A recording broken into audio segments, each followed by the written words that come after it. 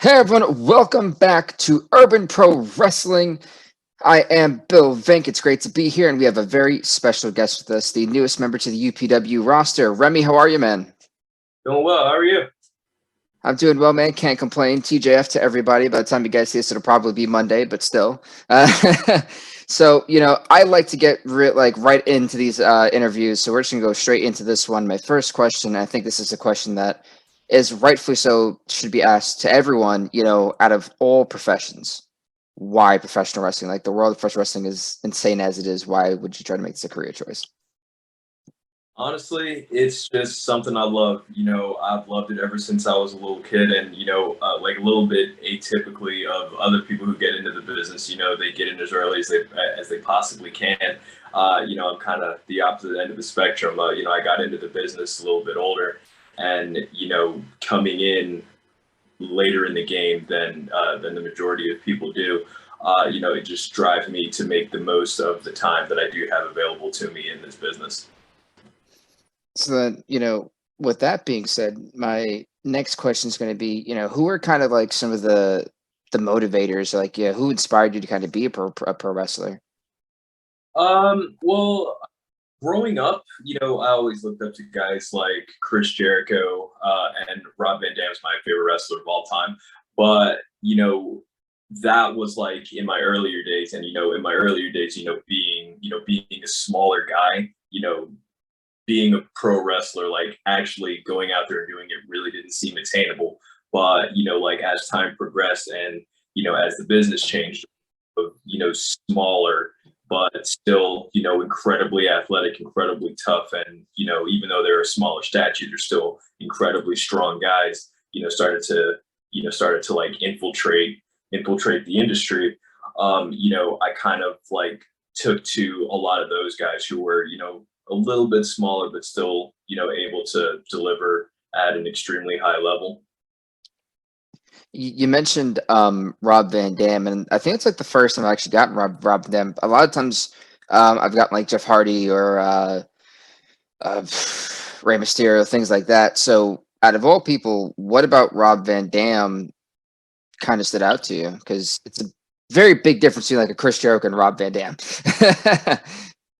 Yeah, I mean, honestly, man, he was just absolutely different in any aspect of pro wrestling. He came up during a time where all the promos were super loud and boisterous and just, so much machismo, right? But, Rob, whenever he got on the mic to talk to the people, it was always in, the cool, calm, collected, laid back voice, and he just got his point across as far as his in ring style. I'm not saying he was the first guy to do, like all of the aerial feats and all that good stuff, but he was one of the first guys, like in my opinion, in the mainstream to just have it be every bit of his offense. Because a lot of guys had your basic moves, and then they'd hit the one big move for the finish. But Rob, nah, you got it from start to finish with him. Like you knew you were always going to see something else. That literally he was the only person in the building who could do it. And just as far as like the look, you know, who else was wearing singlets, man?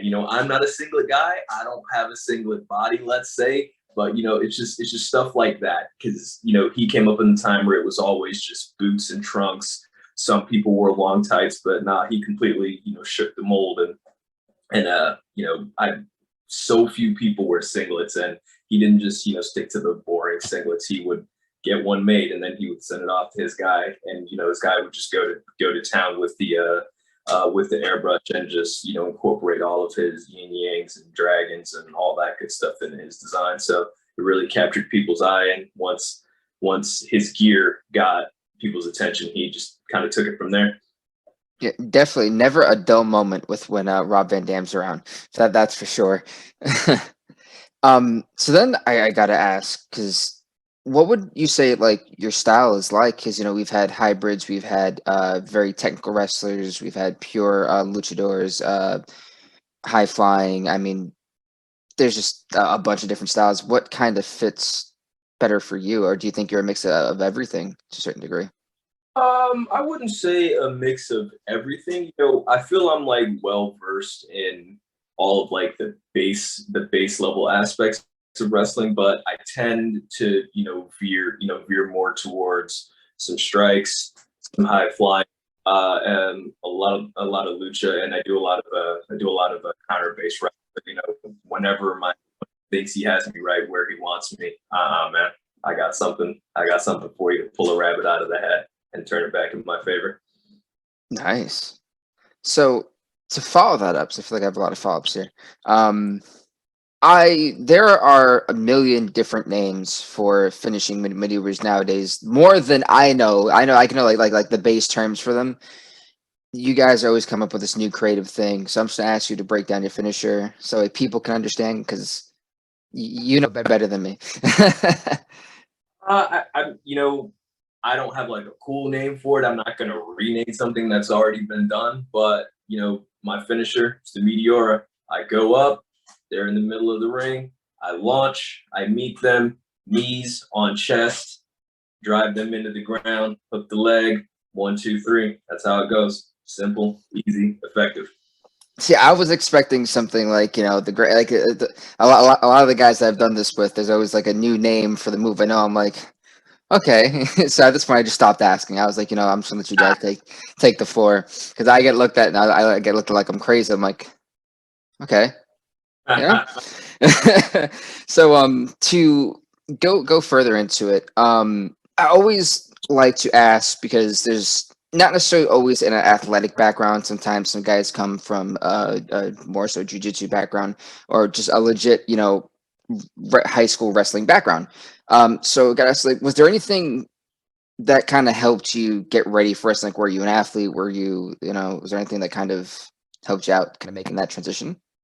Yeah, I was always an athletic kid growing up, but the sport I mainly played was soccer. So, it's really atypical to wrestling. I didn't have a background in any sort of combat sports or anything like that. But, I played soccer ever since I was a kid, all the way through high school, all the way through college. And, I had a few pro trials coming out of college. That didn't really work out. So, that was kind of the end of my me like trying to make it as far as soccer, but I kind of just parlayed that, and when I started to, I don't want to say play soccer less because I kept myself in shape, kept playing, but around like my mid to early 20s, I really started getting into weightlifting and calisthenics. So like it's not like a direct correlation. It's not like one led to the other, but it's just I kind of like picked up the weightlifting and calisthenics after soccer was really no longer a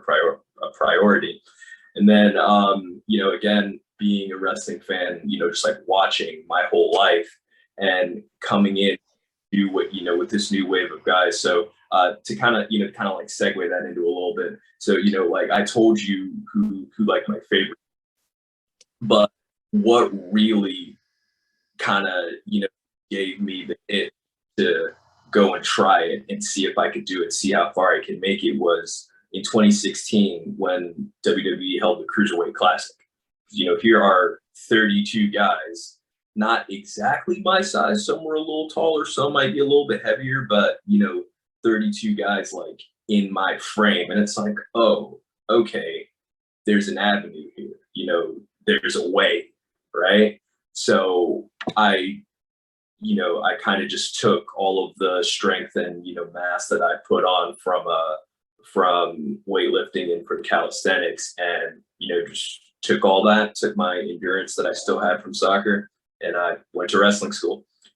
And obviously I'm green as hell as everybody else is when they come in, but there were a lot of things I picked up a lot quicker than some of the other people around my level as far as time training, because I had this prior athletic ability.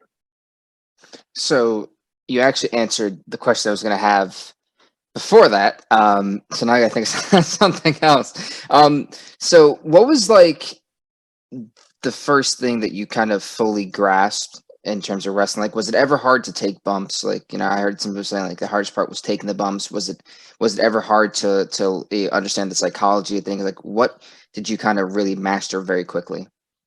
Uh, for me, and again, I definitely don't want to say mastered because this is an art form. Nobody is ever going to master it completely, right? There's Right. always going to improve upon something that you can do better, something you can do with a little bit better efficiency. But as far as like getting moves down, I got that fairly quickly because for my size, I'm fairly strong. I can control people, like around, I can control people my weight and people a little bit heavier than me. I can control them in various positions. My own body control is really good, so I'm not like putting myself in disadvantageous positions, whenever I'm doing these moves. So all of that stuff came pretty quickly, and everything endurance based came pretty quickly too.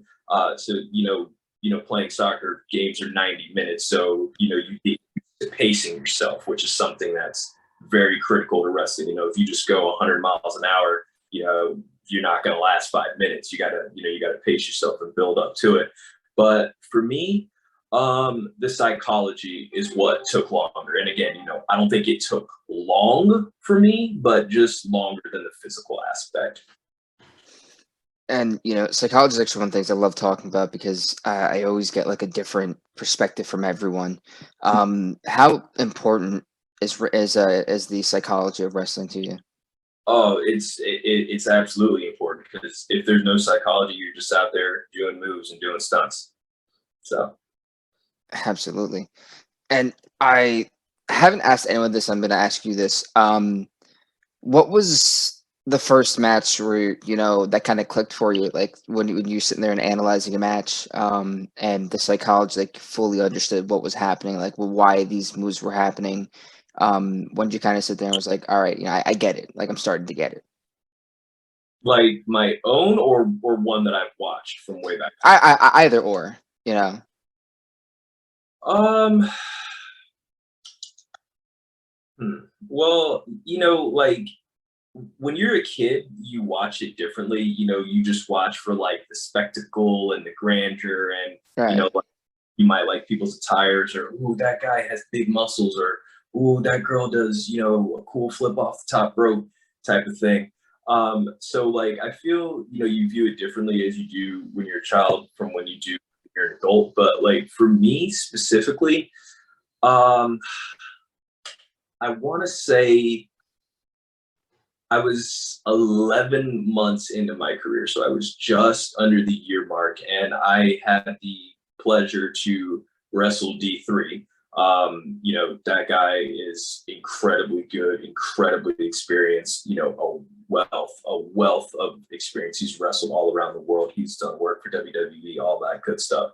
And me being so early in my career, like I didn't get the entirety of it at that point, but there was so much that I learned in that 12 minutes that I had with him, and it's helped me translate that into being a much better wrestler today as I was back then. I mean, obviously you're going to keep improving as long as you do it, but I feel like if I hadn't had that match with him, there's a lot of stuff that I can do today and that I understand today that I wouldn't understand to the degree that I do. Right. And so to follow the guy, I actually kind of want to go to that D3 match. As you mentioned, the guy was also wrestled on AEW and WWE and things of that nature. Um, was that when you kind of started to realize, all right, my game, my game is slowly starting to get better, little by little now. Like I'm like you're seeing the improvement from that match going forward. Yeah, for sure. And like I said, the athletic ability that has always been there. I've always been able to do the moves, but when you're actually out there in front of people, not in training, not having somebody in your ear telling you what to do or telling you, hey, do this drill right now. You have to read what's going on and react and figure out how you're going to get out of this hold, or how you're going to turn the tables and get this match going in your favor.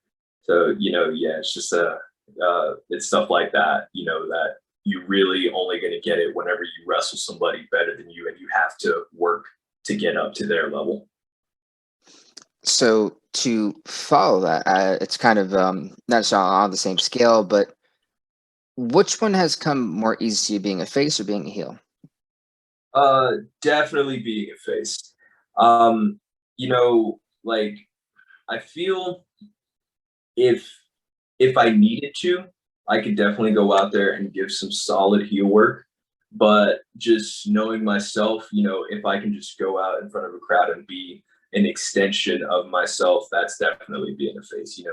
I'm a nice guy. Uh, I don't want to say I don't take things too seriously because, like, absolutely, I do take wrestling seriously. But I'm not that guy to just go out there and try to just absolutely bury everybody. Like, of course I would like you know to make it in wrestling, but I'm more interested in contributing to wrestling and helping wrestling grow rather than just trying to get something out of it. Right. Um, so to follow that, what are like, because you just mentioned like your ultimate, not necessarily your ultimate goals, but some of the goals you have in pro wrestling, just being able to contribute. What would be like your ultimate goal in wrestling? Like, obviously we know the monster wants to be able to contribute, but what is like the ultimate goal for you? That's something I get asked pretty regularly, and that it's never a definitive answer. It's always pretty fluid. So, like, back when I was training, like when I was first training before I had my very first match, people would ask me, "What's your goal?" And my goal was to have a match, right? Just go out there, just get my debut. Get my gear on, go out in front of people, elicit a response, make them believe, send some people home happy, right? That was my first goal in wrestling, and then once that came and went, it was have a better match, have a 10-minute match, have a 15-minute match, um, win a title, be a guy that a company can count on. Because I mean, look, obviously everybody would love to, get to WWE or AEW Impact, somewhere signed, right? Right. But we're out here on the indies, and I mean, you know how it is, man. It like this business can be extremely flaky, right? Extremely And flaky, extremely stressful. exactly. And I want to build up a reputation that I'm somebody who is dependable and somebody that you can count on. Once you reach out to me or I reach out to you and we agree for a booking, there's going to be no issues going forward, right? I want Right. to be always have a can always have a good relationship with promoters. So after I started getting better, started having good matches, that was my goal. And I don't want to say that's a goal that's complete. I have a good relationship with promoters, but that's a goal that's ongoing. But I guess you could say the next goal that I have is to make it to TV. So, and I actually want to dive deep into that because, like, some people, I've always felt like, you look at an MLW, for example, that they have the Vice TV deal, they have their YouTube show. Would you still consider something like that like TV? Um, I don't want to knock it and say no because if people are taking their time and their resources to record you, edit footage with you in it, and put it up on their platforms, you're still doing pretty good in my opinion, and that means that these companies value you even just a little bit. But when I say TV, I mean like a national or international cable deal where you are reaching Like reaching TNT, Spike, things that, yeah. something like that. All right, all right. And so I don't think I've actually ever asked anyone this. I feel like I have like maybe two people. Um, top three matches, what are they? Like from your career so far, top three matches. uh let's see. So in Riot Pro Wrestling, I am the current Young Lions champion. So I had a match with Sage Scott that I really enjoyed. That guy is a hell of a coach, man. He whooped my ass something fierce. But you know what? That match was back and forth. It was 50-50. And thankfully, I was able to pull out the W, hold on to the strap. So that one's definitely up there. In Real Pro, I had an interesting match to say the least. So there was a four-way I did with Chuckles the Clown, very odd guy, Johnny Rudo, and Zach Monstar. Three absolutely eclectic characters who also have a wealth of experience. Because, you know, I think combined, they probably have 25 years experience. And, you know, at the point where I wrestled them, I had three, right? So, you know, these were guys who were way ahead of me, very experienced, you know, veterans. And, you know, I had to come up to their level to make, you know, to make the match work, to make sure it didn't fall off the rails. So I really enjoyed that one. And, I don't know if I have a third just at the ready that I would, you know, put in the category of those two. So I'll leave it at two right now, but if another one pops in my head, I'll get back to you. Alrighty. So the next question I had: what are your goals in UPW? My goals in UPW. Well, honestly, I want to come out there. I want to show the fans that I'm absolutely someone to be taken seriously. I want to show the fans that whenever they come to a show that my name is attached to, when the bell rings for my match, they're going to get the absolute best show that they possibly can get. I'm going to be the best guy on the card. My match is going to be the best match of the night. And there's no two ways about that. I believe that any locker room that I step into, I'm the top guy there. All right. Well said. I don't think there's much else I can really add or say to that. With that being said, do you have any social media you want to plug? Yep, I'm on Instagram. This underscore is underscore Remi, I think is how it is. Yeah, so you know, let me double check that real quick just to make sure I have. I think it is. Let me double check that as well. I have the styling right. Yep. Yeah, this underscore is underscore Remi. There we go. There you are. So with that, anything else? Nah, I'm not really active on Twitter. That place is a cesspool. I tend to stay away from there. All right. Just the instant for now. That's where you can find me. Alrighty, so with that, ladies and gentlemen, we have our own website, www.urbanpw.com. That is your all-access stop to get anything UPW, tickets at Eventbrite. The link is on there. You can see our entire roster right now. Our events going on. We have an event coming up April 30th at the YSG Cultural and Arts Educational Center at the 1000 Vine Street in Daytona Beach, Florida. It's our first ever show, the YouTube taping for our first ever TV episode, UPW Unleashed. Do not miss it. It's going to be a great show. Can't wait to see you all there. I'll be there. Remi will be there. A bunch of others will be there. So come get those tickets now at www.urbanpw.com. That'll take you the link right to Eventbrite for that. We also have a Twitter, Urban PW, our Facebook page, Urban Pro Wrestling. Same thing on Instagram, Urban Pro Wrestling. And you're literally watching our YouTube channel, Urban Pro Wrestling. So hit that subscribe button right now. Leave a comment below. Leave a like. And with that being said, thank you guys so much. Thank you for the time, Remi, as well. We will see you guys next time with some more updates. Probably another UPW radio episode. Not sure. We got a bunch of big things in the works for UPW radio. So that being said, everybody, please do have a great one. And we'll see you next time. Adios.